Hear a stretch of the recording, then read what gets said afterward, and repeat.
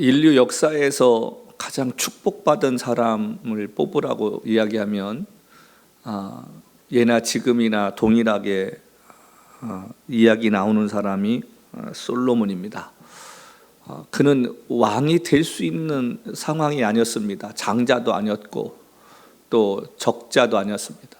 자, 그런데 하나님께서 그를 택하셔서 그를 왕으로 세워주셨는데 그가 얼마나 복받은 사람이냐면 하나님께서 직접 나타나셔서 야, 네가 원하는 게 뭐냐? 내가 원하는 거 다 줄게. 오늘날로 말하면 백지수표를 한 장 주신 것과 똑같습니다. 그때의 솔로몬은 부귀영화를 구하지 않고 자기가 왕으로서 이 백성들을 어떻게 섬길 것인가 하는 것이 두려워서 하나님의 지혜를 구했더니 하나님이 너무 기뻐하시는 거예요. 야, 네가 다른 것들 구할 수 있었음에도 불구하고 겸손하게 지혜를 구하는구나. 그리고 보너스로 준 게 이제 물질적인 은혜였습니다. 이스라엘 역사 가운데 가장 이스라엘이 강대했던 시기가 바로 이 솔로몬 시대였습니다.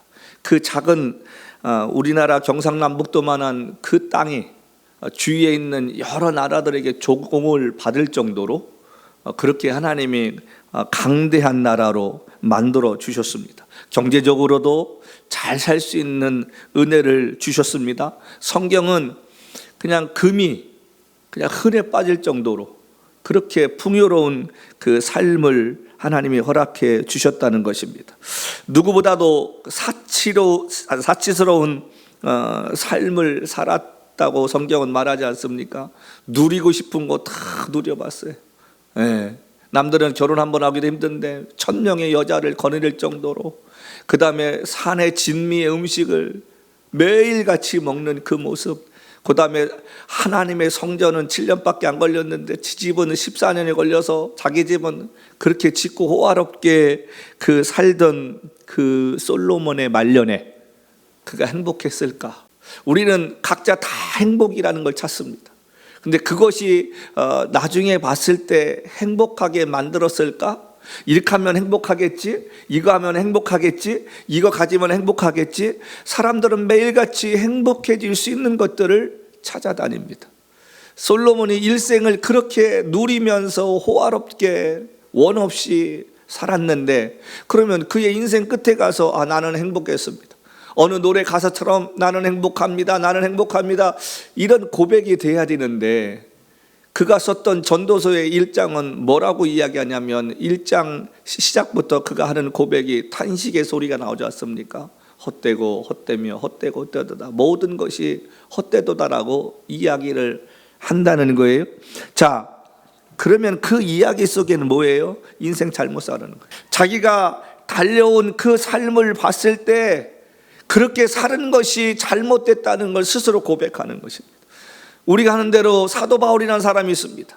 매를 맞고 사람들한테 욕을 먹고 동족들로부터는 오해받고 한평생을 살았지만 그는 어떻게 보면 세상에서 가장 초라하게 살다가는 인생일 수 있습니다. 그 좋은 자리 다 집어던지고 예수의 혼란에 미쳐서 결혼도 못하고 가정도 갖지 못하고 안정적인 삶도 살지 못했던 그가 마지막 감옥에서 인생에 살아온 마지막 삶을 돌이켜보면서 고백한 것이 뭐냐면, 내가 달려갈 길 다 가고 믿음을 지켰으니 이제후로는 나를 위해 의의 면류관이 준비되었다.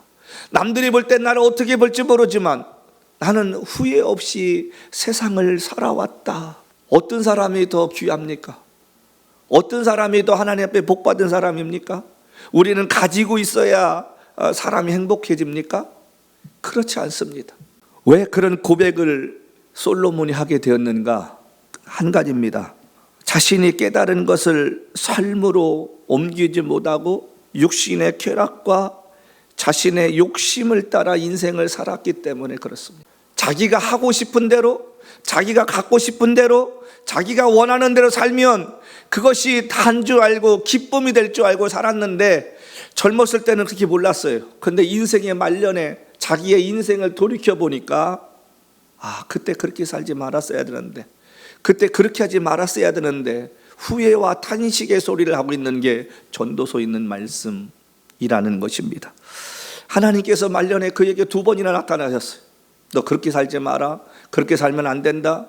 그런데 솔로몬이 그 말씀을 듣기에는 너무도 멀리 가버린 상황이 되었습니다.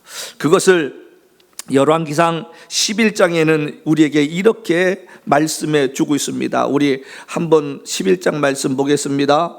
열왕기상 11장 말씀입니다. 자, 열왕기상 11장 한번 볼까요? 자, 11장 2절 말씀 보십시다. 여호와께서 일찍이 이 여러 백성에게 대하여 이스라엘 자손에게 말씀하시기를 너희는 그들과 서로 통혼하지 말며 그들도 반드시 서로 통혼, 서로 이렇게 결혼요 하지 말며 그들도 너희로 서로 통혼하게 하지 말라. 그들이 반드시 너희 마음을 돌려 그들의 신들을 따르게 하리라 하셨으나 솔로몬이 그들을 사랑하였더라. 누굽니까? 이방 여인입니다. 하나님의 말씀은 하지 말라면 말해야 되는데 솔로몬이 그 말씀을 어기는 거. 왜? 여러 가지 이유 때문에 이방 여인들과 결혼하는 것에 대한 죄책감이 사라진 거예요. 그런데 중요한 말씀이 있습니다. 너희 마음을 돌린다. 그들의 신을 따르게 한다. 그러니까 솔로몬이 직접적으로 이방신을 섬기지 않았지만 그 여인들이 들고 온 이방신들을 섬기는 것에 대해서 솔로몬이 묵시적으로 인정을 했다는 겁니다. 하나님이 분명히 율법을 주실 때 뭐라고 했습니까? 이방신을 섬기는 건 다 죽여버리라고 했는데도 그것을 잃어버렸습니다. 자, 4절 말씀을 볼까요? 솔로몬이 나이가 많을 때에 그의 여인들이 그의 마음을 돌려 다른 신들을 따르게 하였으므로 왕의 마음이 그의 아버지 다윗의 마음과 같지 아니하여 그의 하나님 여호와 앞에 온전하지 못하였으니. 여러분, 여기서 우리가 중요한 게 하나 있습니다. 믿음은 끝까지 지키는 게 중요한 것입니다. 내가 과거에 아무리 열심을 내었어도 지금 하나님 보시기에 아름답지 못하면 그 사람은 변질된 사람입니다. 우리가 하나님 앞에 믿음으로 살겠다고 고백했으면 어떤 고난과 역경이 와도 그 길을 끝까지 갈 수 있는 용기와 결단이 있어야 할 줄로 믿습니다. 그게 참된 믿음인 거예요. 환경에 따라 바뀌고 상황에 따라 변화되는 것이 아니라 내가 하나님을 섬기기로 마음을 먹었으면 손해가 있을지라도 그것을 내가 지키며 살아야 되는데 대부분의 사람들은 타협합니다. 이 정도쯤이면, 이것 정도면, 그렇게 하고 자기도 모르게 변질되어 가는 것입니다. 자, 9절 말씀 볼까요? 솔로몬이 마음을 돌려 이스라엘 하나님 여호와를 떠났으므로 여호와께서 그에게 진노하시니라. 여호와께서 일찍이 2번이나 그에게 나타나시고. 중요한 말이 있습니다. 그렇게 지혜롭고 그렇게 하나님 앞에 1000번째 제사를 드리면서 하나님을 섬겼던 그 솔로몬이 여인들의 취마폭에 휩쓸려 가지고 어떻게 했다고 했습니까? 여기 보니까 마음을 돌려 여호와를 떠남으로. 사람 잘 만나야 돼요. 환경 잘 만나야 돼요. 지금 이 솔로몬이 하나님으로부터 마음이 떠났다는 사실입니다. 왜 그랬을까요? 이 솔로몬이 이런 마음을 갖게 된 일이 무엇인가? 하나님을 경외하는 마음을 잃어버렸기 때문에 그렇습니다. 10절, 11절 말씀 보면 하나님께서 솔로몬에게 마지막 하시는 말씀이 있습니다. 여호와께서 솔로몬에게 말씀하시되 내게 이러한 일이 있었고 또 내가 내 언약과 내가 내게 명한 법도를 지키지 아니하였으니 내가 반드시 이 나라를 내게서 빼앗아 내 신하에게 주리라. 무슨 말씀이에요? 주신 복을 하나님이 걷어가시겠다는 두려운 말씀 아닙니까? 우리가 세상 모든 사람은 잃어버릴지라도 하나님은 잃어버리지 않는 복이 있기를 주이며 축복합니다. 세상 모든 사람이 다 떠나도 주님만이 내 옆에 계시는 은혜가 있기를 바랍니다. 인생 살면서 가장 힘든 게 뭐라고 생각하십니까? 돈이요? 돈은 벌면 돼요. 건강이요? 회복하거나 죽으면 전당 가면 돼요. 근데 중요한 것은 하나님의 말씀이 들리지 않고 하나님의 음성이 들리지 않는 그 답답함 속에 사는 것만큼 힘들 때가 어디 있습니까? 솔로몬이 지금 이 1000명의 여자들과 함께 지내면서 방탕한 생활할 때 그 자신에게 들리는 하나님의 말씀이 없었다는 거예요. 그때는 그게 좋은 거예요. 그게 행복함인 줄 알았어요. 그게 인생의 유익함인 줄 알았는데 나중에 늙어서 보니까 그렇지가 않다라는 거예요. 그때 내가 하나님의 마음 내가 느꼈어야 되고 하나님으로부터 떠나지 말았었어야 되는데, 그래서 사람들에게 너희는 나처럼 살지 마라, 그게 전도서에 있는 이야기인 거예요. 하나님 우리에게 똑같은 인생을 주셨습니다. 근데 그 인생의 가치는 저와 여러분이 만들어가는 겁니다. 누가 만들어주는 것이 아니라 내 스스로가 만드는 거예요. 인격도 마찬가지지 않습니까?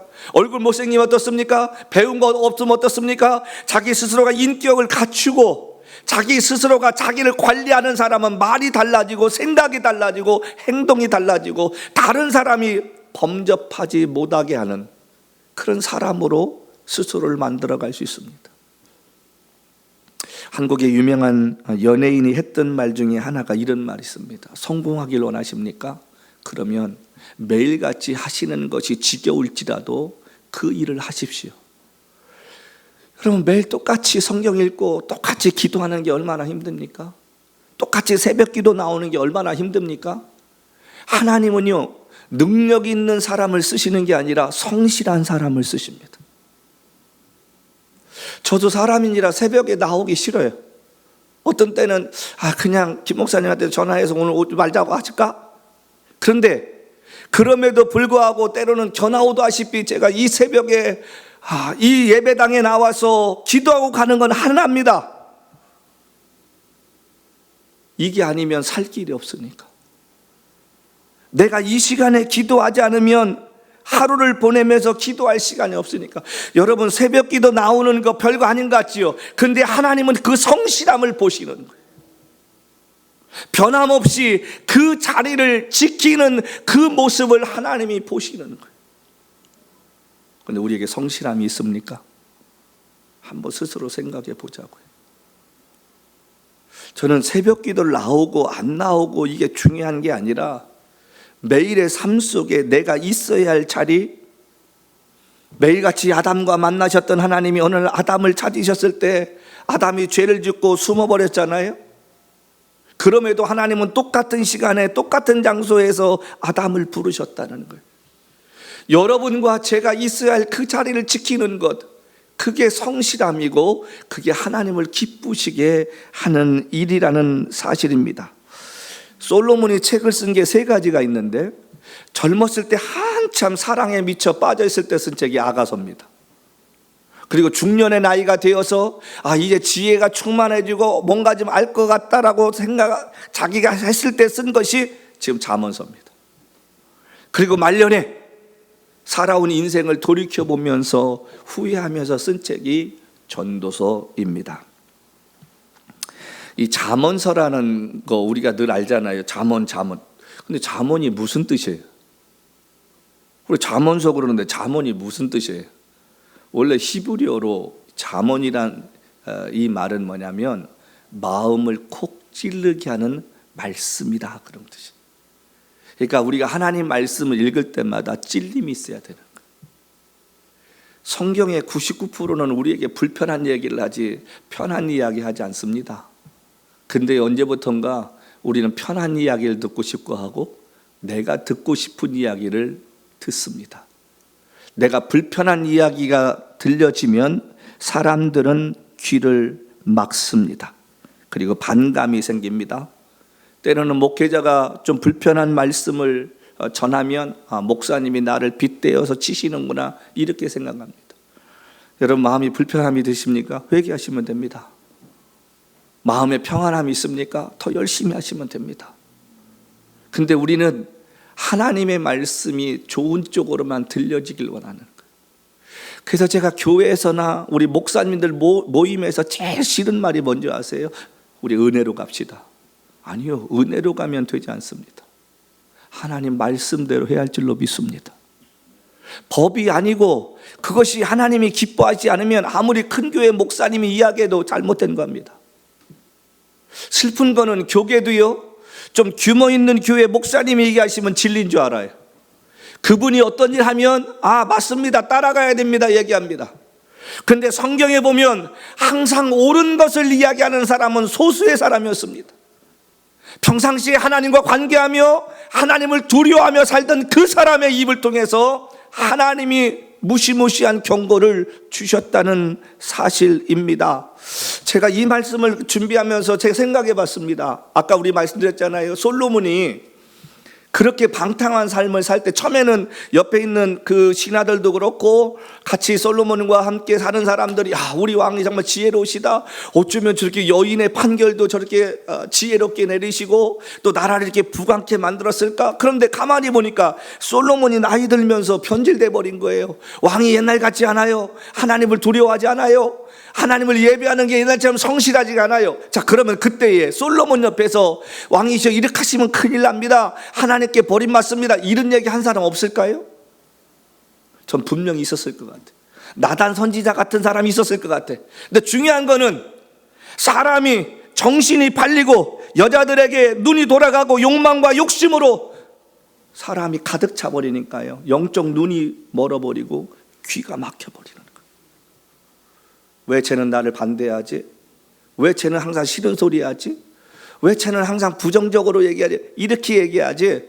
그 얘기가 하나님의 말씀인 레마로 들리지가 않는 거예요. 사람은 자기가 원하는 것을 할 때는요, 누가 뭐라고 해도 들리지 않습니다. 제가 말씀드렸잖아요. 제 인생 가운데 교회 짓고 망했을 때 그 가장 제가 잘못했던 게 뭐냐면 주위에서 하는 얘기가 들리지 않는 거. 믿음으로 하면 되는데 왜 믿음 없는 소리 하고 있지? 들리지가 않는 거예요. 계속 가는 거예요. 결국은 모든 걸 다 잃어버렸습니다. 때로는 가다가 한 번 정도 서서 그 사람 얘기를 한번 생각해 보고 하나님 앞에 그런가? 우리가 한 번쯤 점검을 해야 되는데 사람의 얘기가 들리지가 않는 거예요. 그래서 명언이 있지 않습니까? 후회가 앞서는 법은 없다. 제가 인생 60 살아보고요, 제가 이만큼 나이가 돼서 되돌아보니까 후회스러운 게 더 많은 거예요. 지금은 이게 다 좋은 것 같고 옳은 것 같은데 과거를 살펴보면 그렇지 않았던 것이 얼마나 많았는지. 솔로몬도 그렇지 않았었겠습니까? 왕상 11장 9절은 솔로몬이 마음을 돌려 이스라엘의 하나님 여호와를 떠남으로 여호와께서 그에게 진노하신다라는 결과를 보여줍니다. 그러면서 여기 열왕기상 우리 읽었던 11장 9절부터 11절 말씀 보면 중요한 말씀이 세 가지가 나옵니다. 열왕기상 11장에는 첫 번째가 뭐냐면 여호와를 떠남으로 아주 강조합니다. 솔로몬이 여호와를 떠났다고 그랬습니다. 하나님은 우리를 떠나지 않습니다. 우리가 하나님을 떠나는 것입니다. 그리고 잘못되었을 때 우리가 돌아와서 하는 찬송이 있잖아. 나 이제 왔으니 내 집을 찾아. 천부의 의지 없어서. 아니, 이야기할 때 좀 듣지. 하나님의 말씀을 듣지. 그래서 하나님 말씀 따라 살지. 하나님께서 책임져 주실 걸 왜 믿지 못할까? 사람들이 자기가 인생을 해보겠다고 말씀 따라 살지 못하고서 실패하면 그때 와서 하나님 원망하고 하나님께 넋두리합니다. 그게 우리들의 모습입니다. 솔로몬이 여호와를 떠남으로, 두 번째는 10절 말씀 뭐라 했습니까? 하나님의 명령을 지키지 않았다고 했습니다. 하나님의 명령을 누가 안 지켰습니까? 본인이 안 지켰습니다. 세 번째로 뭐라고 했습니까? 내가 반드시 이 나라를 내게서 빼앗아 내 신하에게 주리라. 여로보암에게, 그 아들 때 가서 그 일이 벌어지잖아요. 주신 것도 걷어가시겠다는 거예요. 한번 생각해 보십시다. 오늘 여기까지 온 것이 하나님의 은혜 아닙니까? 우리 모두의 인생 가운데 가만히 보면 내가 열심히 살아온 것 같지만 결국은 하나님이 도우시지 않았으면 불가능했던 이야기들 얼마나 많이 있습니까?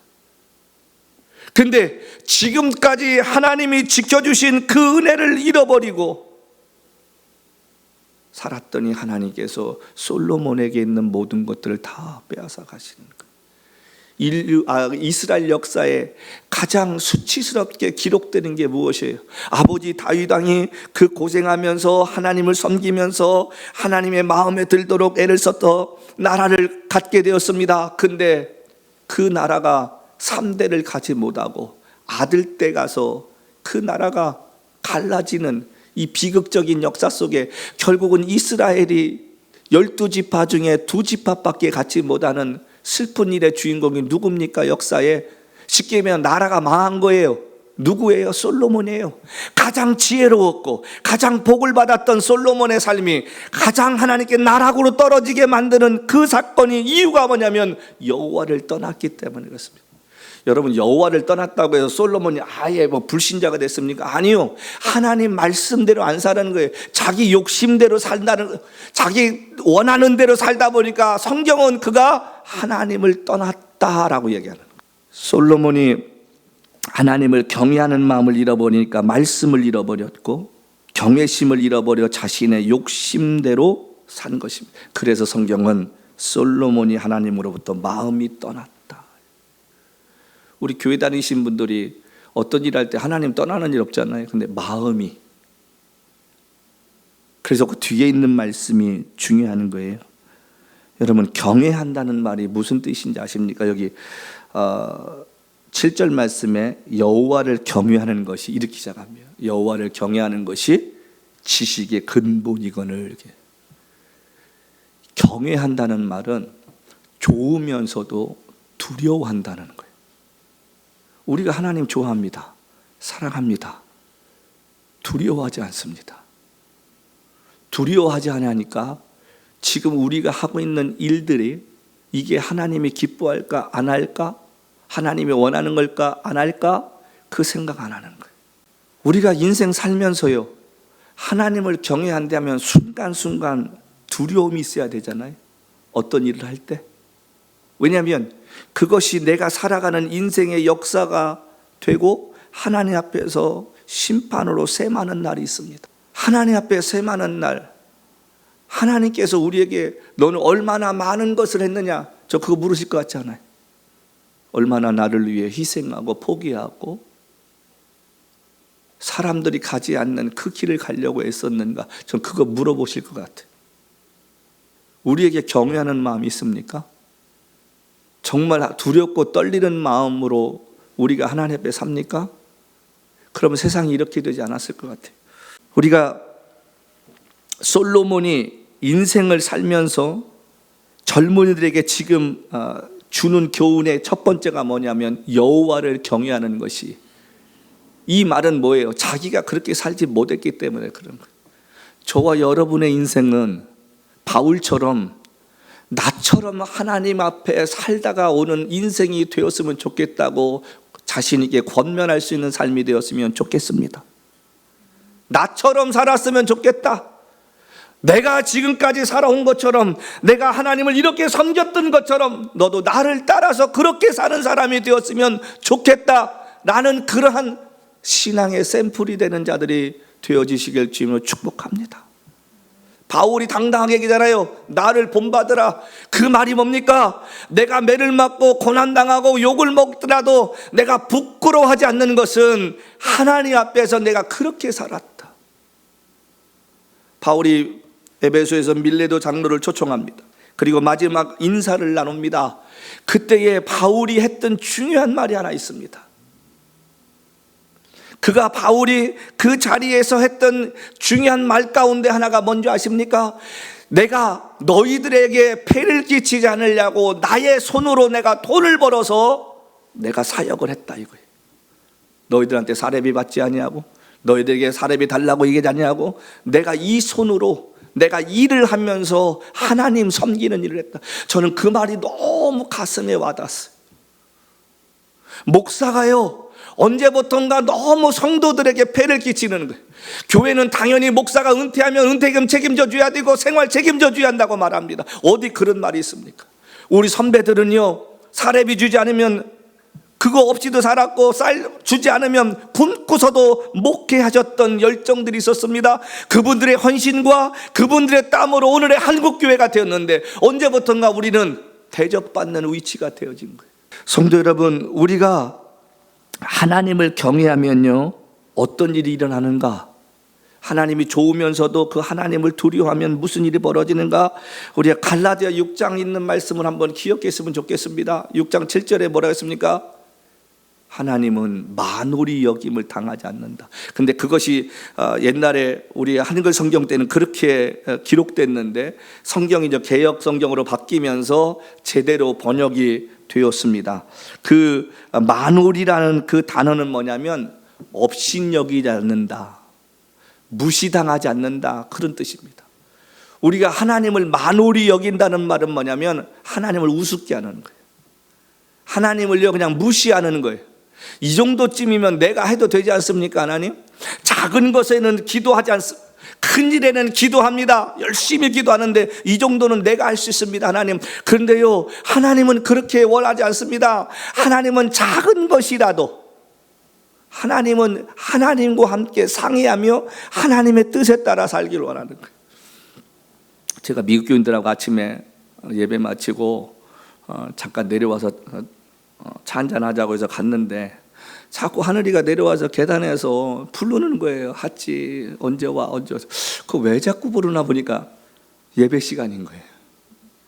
예배 시간이니까 왜 할아버지 거기 있냐 이거요. 예배 드리러 가야지. 그래서 내가 미국 사람들한테 미안하다고, 나 예배 드리러 가야 한다고. 그래서 이제 와서 이렇게 해서 제가 올라왔어요. 오라니까 안 와요. 안 오고 나보고 오라는 거예요. 그래서 가만히 보니까 예배 시간 돼서 온 거예요.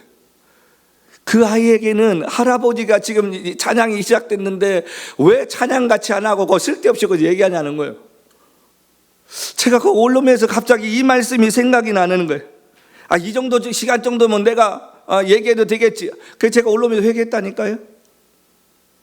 성도 여러분, 우리가 여기 갈라디 6장 7절 말씀 뭐라고 시작하냐면 이렇게 시작하면 스스로 속이지 말라. 하나님은 만홀히 여김을 받지 아니하시니 사람이 무엇으로 심든지 그대로 거두리라.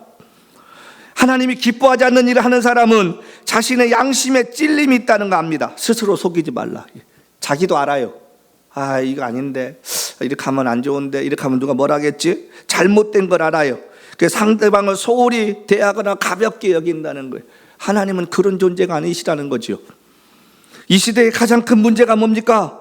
바로 우리가 이 하나님을 만홀히 여기면서 믿음 생활하고 있다는 거예요. 믿음 생활은 하는데 하나님을 우습게 하는 거예요. 두려워하지 않는 거예요. 목사이든 총회장이든 교회 직분자들은 한 목소리로 자신만이 하나님을 기쁘시게 하고 있다고 생각합니다. 자기가 하는 게 옳다고 생각을 해요. 근데 요즘 우리 미국이나 한국이나 나라 돌아가는 꼴 한번 보십시다. 교계도 오래전부터 계속해서 나오는 이야기들이 뭡니까? 교회 문제는 목사들이 일으키지 교인들이 일으키는 게 아니잖아요. 목사가 바로 살고 목회자가 바르게 정치하고 성도들 앞에 본이 되는 삶을 살면 교인들은 그 모습 보고 따라가게 될 줄로 믿습니다. 근데 법이 아닌데 자꾸 법인 것처럼 우겨대고 하지 말아야 할 것을 손대니까 잡음이 생기는 거고, 사람들한테 외면당하는 거고, 사람들한테 손가락질 받는 거예요. 저는 그래서 제가 궁금한 게 하나 있어요. 뭐 이렇게 총회장 되려고 애를 쓰고 뭘 그렇게 사람들 앞에 감사패 받으려고 저렇게 몸부림칠까? 그게 뭐라고?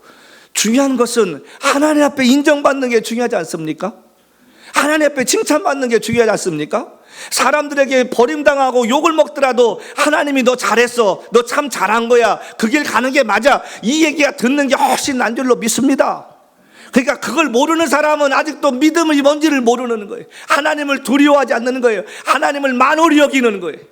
근데 그것이 공공연하게 자행되고 있다는 게 우리를 슬프게 하는 겁니다. 사람들 앞에서는 바르게 삽시다, 하나님을 두려워하며 삽시다. 근데 정작 지도자들이 그렇게 살질 않습니다. 이 정도는 우리가 아는데 뭐가 문제야? 이렇게 할 수도 있는 거지. 그게 하나님을 만홀히 여기는 거지. 뭐가 만홀히 여기는 겁니까? 그러다 보니까 교회가 시끄럽고 교회들이 깨어지고 분열되어지고 오만 믿음의 사람들이 상처받는 거예요. 그게 연자맷돌 매는 거 아니겠느냐, 그런 말입니다. 여러분 기억하십시오. 저와 여러분이 어떤 말을 하든 어떤 행동을 하든 누군가가 나의 이 행동과 말 때문에 도전받고 나도 저렇게 살아야지, 저런 사람처럼 살아야지, 저렇게 하나님을 섬겨야지, 이런 믿음의 본이 되는 것이 중요할 줄로 믿습니다. 찬양 잘하고 헌금 많이 하고 성경 공부 잘 가르치고 뭐 리더십 잘한다, 그게 중요한 게 아니잖아요. 한 사람을 변화시키는 것은 그 사람의 믿음의 모습과 평상시에 하나님 말씀 따라 사는 그 모습 보고 도전받는 겁니다. 인류의 역사는 자신의 욕심을 채우는 데부터 시작해서 죄가 들어왔다는 거 압니다.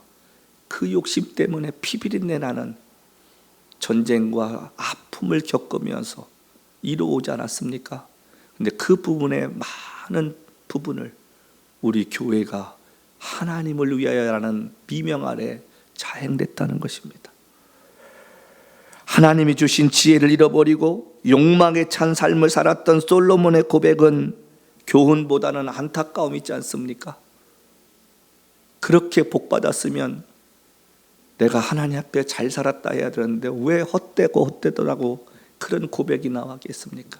세상의 모든 거 다 가졌어도 어느 날 갖고 나보니까요 허전한 거예요. 제가 몇 년 전에 도대체 왜 사람들이 명품에 미칠까? 그래서 제가 명품을 한번 사봤습니다. 지갑도 사보고 넥타이도 사보고 한번 해봤어요.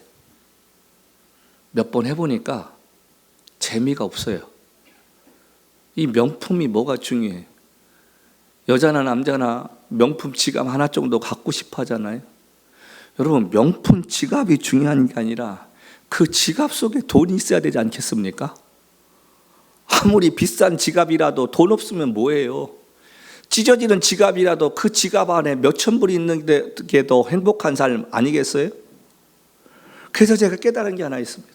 사람이 무엇인가 가져서 그 사람이 명품이 되고 알아주는 게 아니라 그 삶 자체가 명품이 되어지면 명품을 갖지 않았어도 그 사람의 모습에서 명품 같은 게 비춰지게 될 줄로 믿습니다. 보니까요 허전한 거예요. 제가 몇 년 전에 도대체 왜 사람들이 명품에 미칠까? 그래서 제가 명품을 한번 사봤습니다. 지갑도 사보고 넥타이도 사보고 한번 해봤어요. 몇 번 해보니까 재미가 없어요. 이 명품이 뭐가 중요해? 여자나 남자나 명품 지갑 하나 정도 갖고 싶어 하잖아요. 여러분, 명품 지갑이 중요한 게 아니라 그 지갑 속에 돈이 있어야 되지 않겠습니까?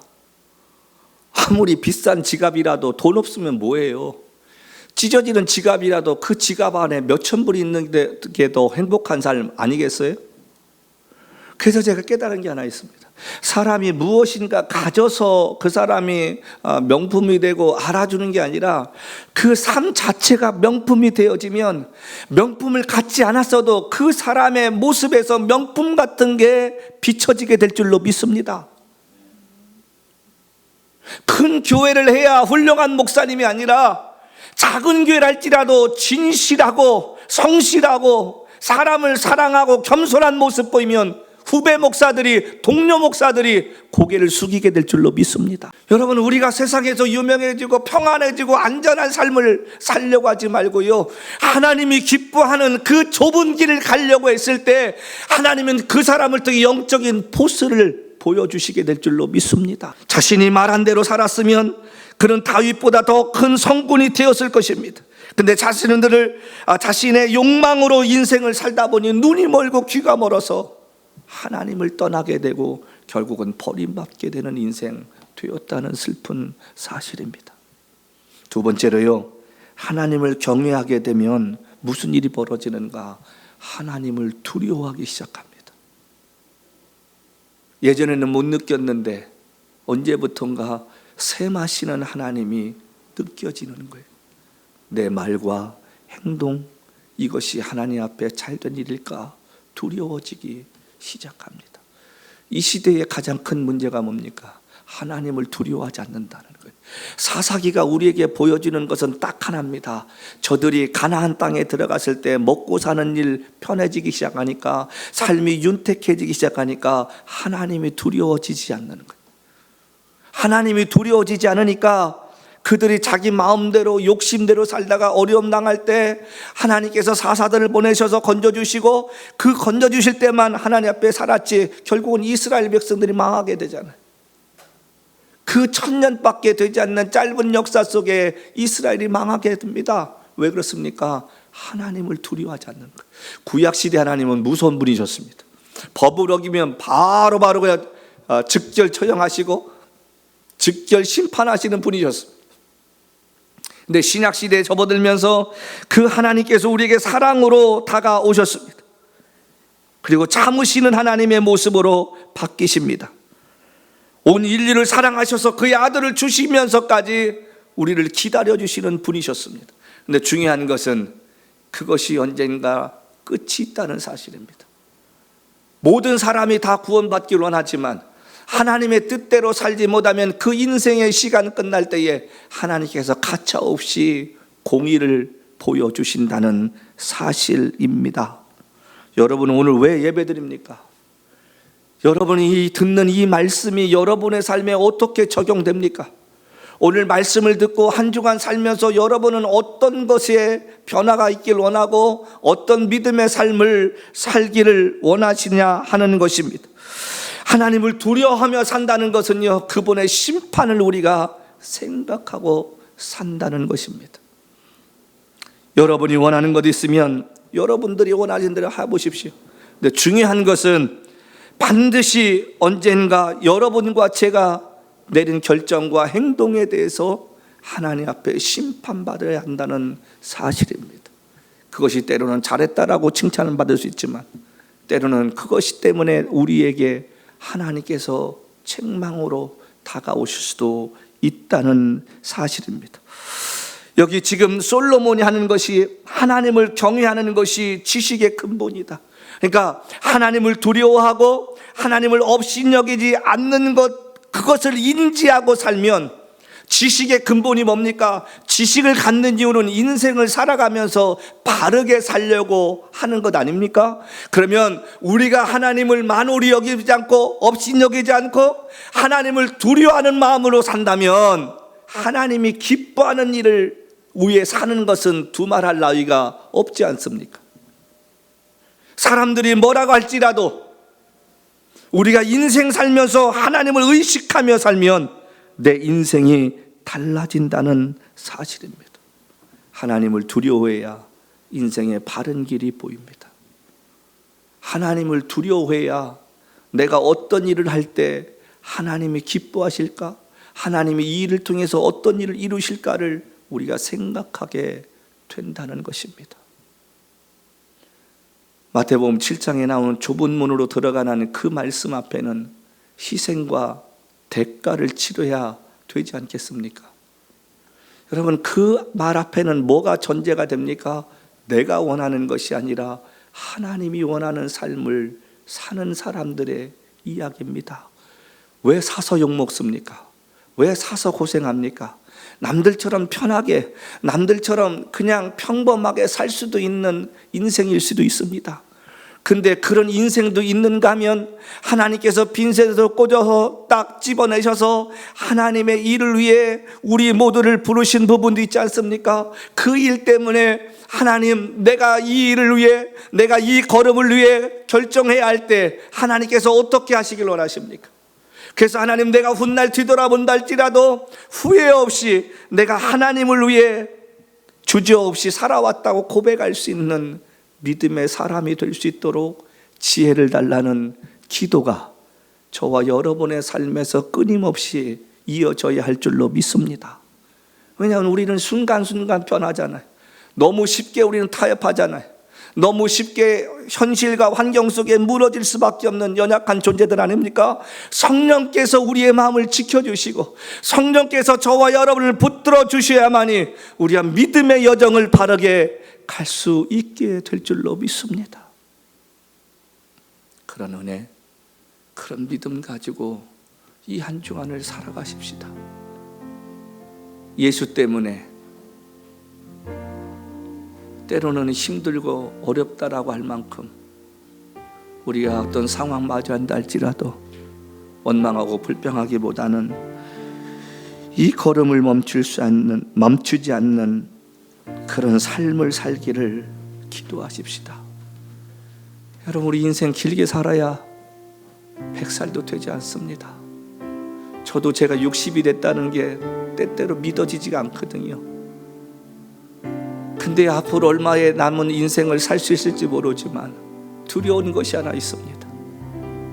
내가 살아온 삶을 우리 주님이 잘했다고 칭찬하실까? 나름대로 한 길을 달려왔다고 생각하는데 그걸 우리 주님도 인정해 주실까? 내가 날마다 하나님 믿음대로 산다고 살겠다고 고백하지만 그대로 내가 살고 있을까? 혼자 생각해 볼 때 많습니다.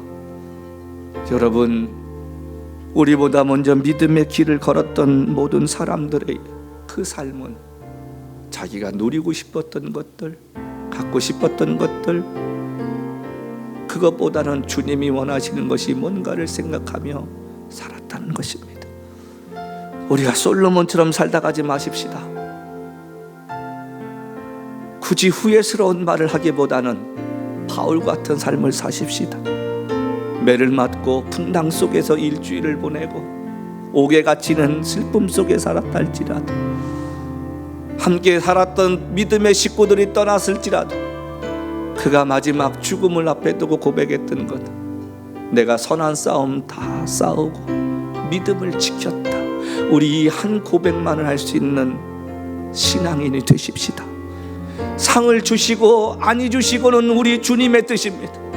그러나 저와 여러분의 입에서 고백할 수 있는 그 한마디, 마지막 숨을 거두기 전에 할 수 있는 한마디는 내가 달려갈 길 다 가고 하나님이 원하시는 그 믿음을 지키는 사람이 되었었다라고.